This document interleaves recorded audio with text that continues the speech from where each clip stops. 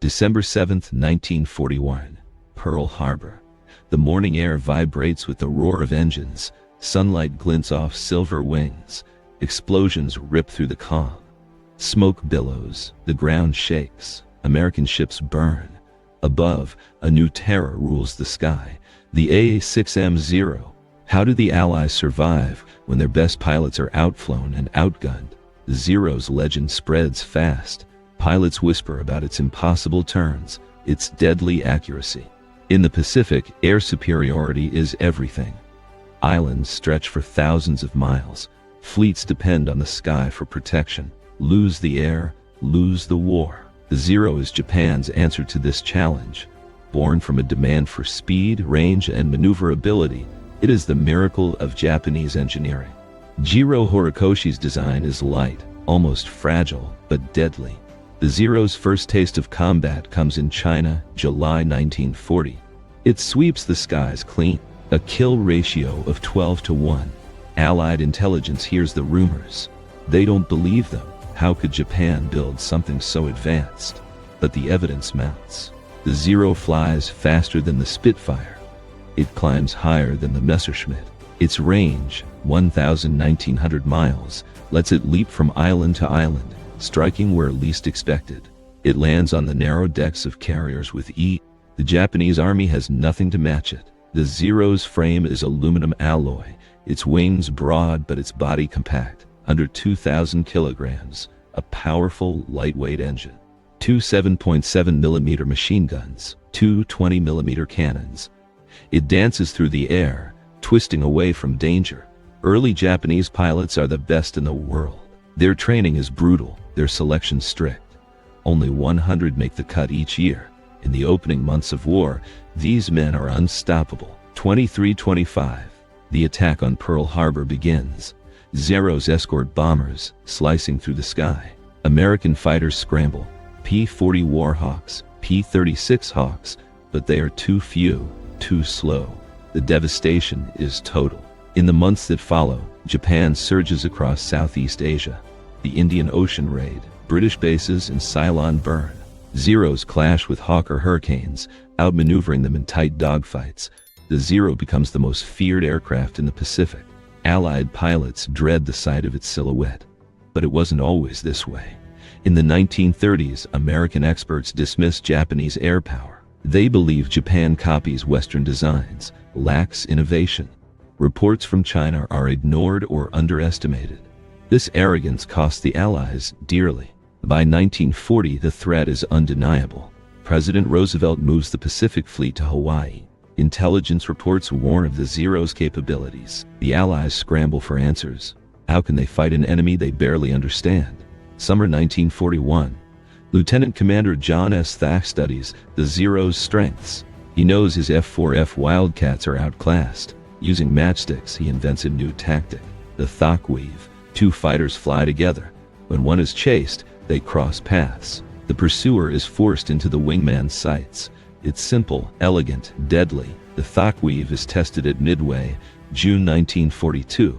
It works. The tide begins to turn. Midway is a turning point. Japanese air power suffers a crushing blow. The struggle for air superiority intensifies. In July 1942, fortune favors the Allies. On Akutan Island, an American patrol finds a mostly intact Zero. They ship it back, restore it, and test it. At high speeds, the ailerons freeze. The plane struggles to roll and dive. It rolls left more easily than right. These weaknesses become the Allies' new weapons. Pilots are briefed, attack in high-speed dives, force the Zero into right turns. The balance shifts. Allied aircraft evolve. New generations of fighters enter the fray. The Zero, once untouchable, is now vulnerable. Its greatest strength, lightness, becomes its fatal flaw. Its skin is thin, its frame delicate. A single burst can tear it apart. Ammunition is limited, just 60 rounds per cannon, gone in 8 seconds. No armor for the pilot. No protection for fuel tanks. Hit the tank, and the Zero erupts in flames. The Allies learn to exploit these weaknesses. The Grumman Hellcat F6F is born from this knowledge. Designed to outgun and outlast the Zero, It boasts a powerful Pratt & Whitney double WASP engine, heavy armament, and rugged construction. By 1944, the Zero faces a new generation of enemies. The Lockheed P-38 Lightning, bristling with firepower. The F-4U Corsair, armored and fast, with self-sealing fuel tanks. The Zero's Nakajima Sake 12 engine, once state-of-the-art, now lags behind. Just 940 horsepower against the Allies' 2,000. The Zero's agility is no longer enough. Its pilots, once the best, are now outnumbered and outmatched. The Allies control the air. The Zero's decline is visible in its wrecks. At I.W. London, a battered frame tells the story. Once a miracle, now a relic. The Allies call it the origami aircraft, beautiful but fragile.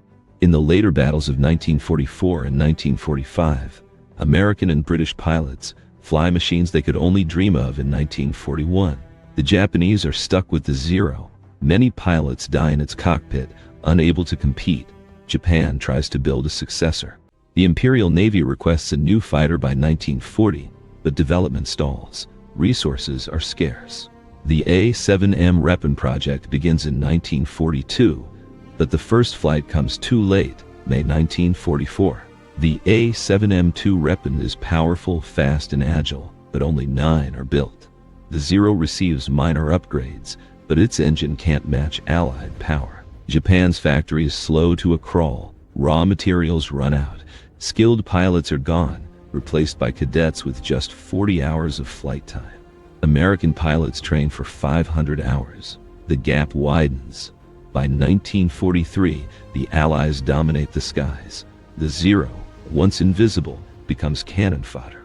Japan's desperation grows. October 1944, the kamikaze campaign begins. The Zero is repurposed as a flying bomb. Loaded with a 250-kilogram explosive, it dives at Allied ships. Early successes like the sinking of USS St. Lo encourage more attacks. Thousands of kamikaze sorties follow. New aircraft like the Yokosuka Oka are built for suicide missions.